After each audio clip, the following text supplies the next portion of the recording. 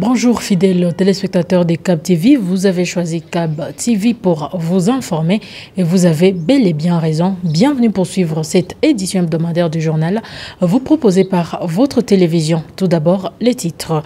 Le comité pour l'autopromotion à la base a organisé du 4 au 6 juillet 2023 une formation en faveur de membres et bénéficiaires de l'Azurep à ICOMA. Vous aurez d'amples détails dans le cours de ce journal. Vous aurez aussi des témoignages des habitants d'ICOMA, comment ils vivaient donc avant qu'il y ait de l'eau dans leur entité. Nous bouclerons cette édition du journal par une problématique. Vous savez, dans la ville de Bukavu, le problème d'urbanisation continue à faire couler d'encre et des salives. Les titres sont là, le développement c'est tout de suite.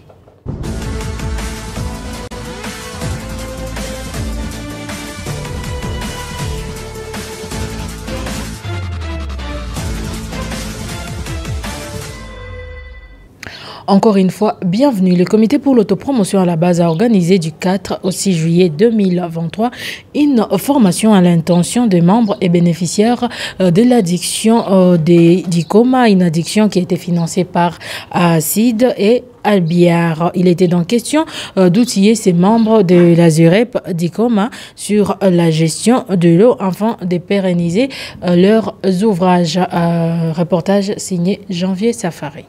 Au cours de cette rencontre, le membre de l'Azurep, l'association des usagers des réseaux d'eau potable à ICOMA, ont été outillés sur comment assurer une bonne gestion de l'eau à travers l'Azurep. Il était aussi question de mettre un accent particulier sur les cotisations de tous les bénéficiaires pour atteindre l'objectif, celle de pérennisation de l'addiction d'eau.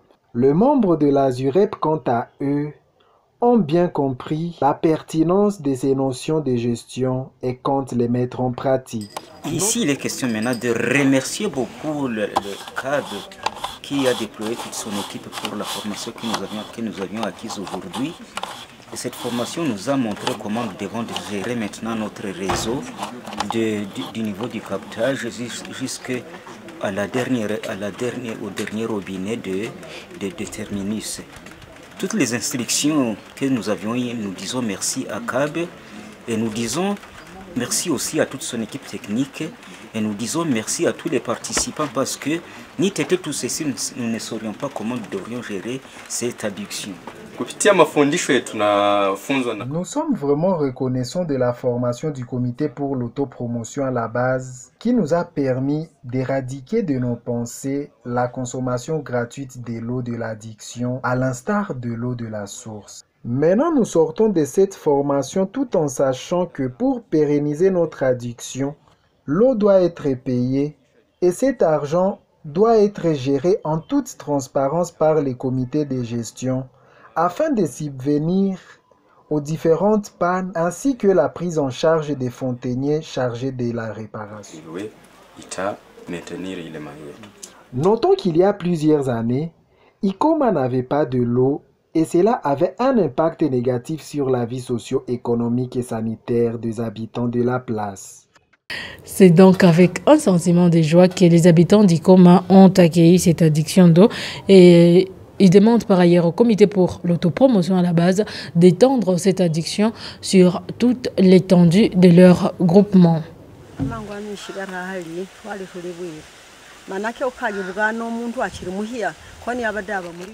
Nous avons beaucoup souffert quand il n'y avait pas de l'eau ici. Même les jeunes mariés se retrouvaient avec des parasites dans la tête et leurs enfants aussi, parce qu'il n'y avait pas de l'eau pour se laver et rendre leur maison propre. À cause de longues distances à parcourir, on ramenait une très petite quantité d'eau à la maison, à tel point que ne pouvaient pas servir en grandes choses. Les femmes même, pendant la période de leur menstrues, n'avaient pas assez d'eau pour se laver. Il devenait possible de le remarquer par l'odeur qu'elle dégageait, et les mouches qui le suivaient attirées par cette odeur nauséabonde. Aujourd'hui, la plupart sont propres. Après les tâches ménagères de la journée, nous nous lavons Nous avons déjà combattu même le parasite. Nous sensibilisons tout le monde à être propre, utiliser des récipients propres pour puiser. Nous avons institué des heures de puisage pour avoir un bon contrôle de l'eau. À 7 heures, les enfants peuvent aller puiser avant d'aller à l'école. À 16 heures, il est aussi possible de puiser. Et chaque mois, nous cotisons 1000 francs pour garantir la maintenance.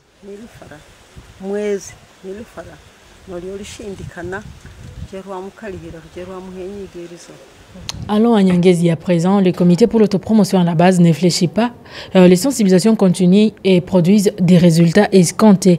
Ils sont en pleine joie aujourd'hui après les décorticages de leurs produits.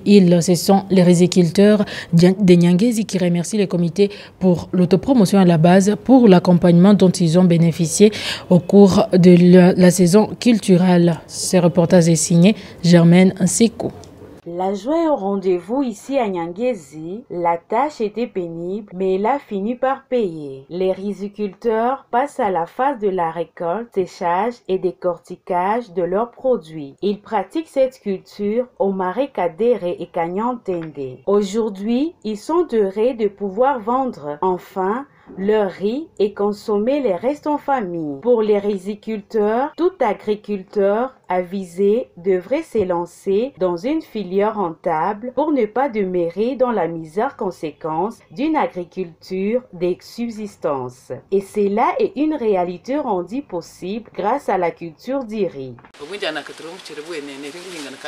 Le riz a beaucoup de bienfaits. Quelqu'un l'avait cultivé et m'avait donné sur sa récolte, ce qui m'avait donné le goût de les cultiver. À partir du gain tiré de cette culture, j'ai mis la tôle sur ma maison et j'ai encore d'autres projets à réaliser. Je me sens bien en mangeant du riz.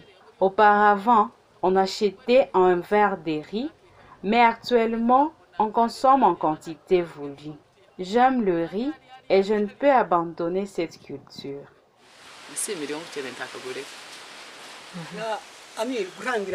Kwanza ukuhinga umuchere kwa nini wari mu myaka 8 neneze myaka 8 yoshinga mahinga umuchere. Il y a déjà 8 ans que je cultive les riz. Si je me rappelle bien, c'est depuis l'avènement du comité pour l'autopromotion à la base ici à Nyangezi, avec le projet visant à vulgariser la culture du riz. J'avais intégré ces projets et j'y suis jusqu'à présent. J'avais vu l'importance de cette culture, raison pour laquelle je demeure dans ces projets, sinon je pourrais l'abandonner afin de faire autre chose. En réalité, la riziculture est bénéfique. Si on veut acheter une poule, on peut s'en procurer avec les gains tirés de la riziculture. Quant au manioc, sa culture dure 1 à 2 ans dans le champ. En plus, la récolte sera faible à cause de la mosaïque. Mais avec les riz, on peut tirer sur 1 carré une quantité considérable capable de nourrir les riziculteurs et même vendre dans le marché. C'est pourquoi le riz a beaucoup d'avantages.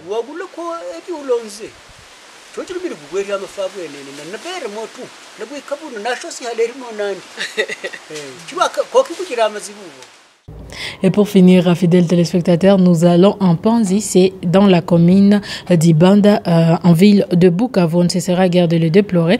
La méthode urbanistique de la ville de Bukavu fera toujours couler d'encre et de salive. Dans la commune d'Ibanda, comme dans toutes les communes d'ailleurs, les constructions anarchiques sont monnaie courante. Dans cet avenir Ruzizi, donc, au quartier Panzi, les habitants manquent même une voie pour arriver à leur domicile. Ce reportage est signé Janvier Safari. Quartier Panzi, avenue Ruzizi, un quartier surplombant la rivière Ruzizi, frontière naturelle entre la République démocratique du Congo et le Rwanda. Dans le quartier situé sur une colline à forte pente, les maisons poussent chaque jour. Pourtant, à première vue, les sites semblent impropres à la construction.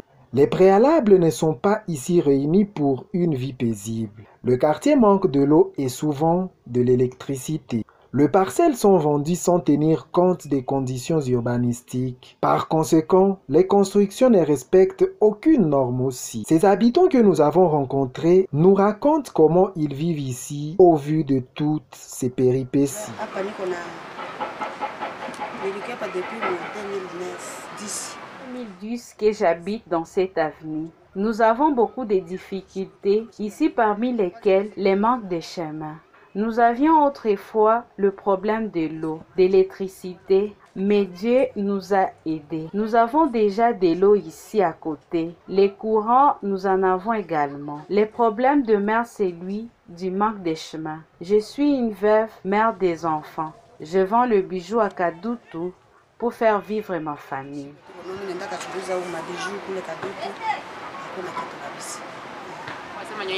C'est le manque de chemin qui nous fait beaucoup souffrir. Nous avons déjà de l'eau, l'œuvre dans député. Il ne nous manque que le chemin. Des gens se blessent et se fracturent à cause de son mauvais. Voilà donc, fidèles téléspectateurs, c'est par ici que prend fin cette édition du journal. Merci de l'avoir suivi avec attention. Restez avec nous pour suivre la suite de nos programmes.